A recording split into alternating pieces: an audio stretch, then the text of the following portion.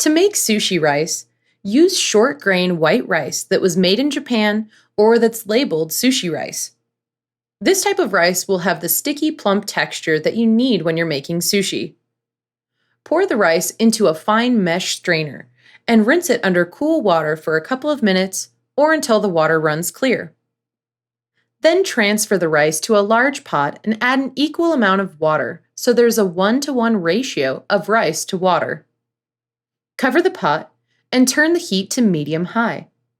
Once the water starts simmering, lower the heat to medium-low and cook the rice for 16 to 18 minutes, or until all the water has been absorbed.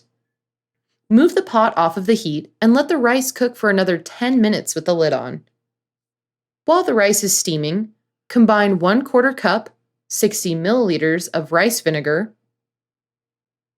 4 teaspoons, 16 grams of sugar, and 1 teaspoon, 6 grams of salt in a pot and heat it over medium-high heat until it starts to simmer. Move the pot off of the heat and whisk everything together until the sugar is fully dissolved. Transfer the cooked rice to a large bowl and add the sushi vinegar. Gently fold the vinegar into the rice. Finally, cover the bowl with a damp towel and let the sushi rice cool to room temperature.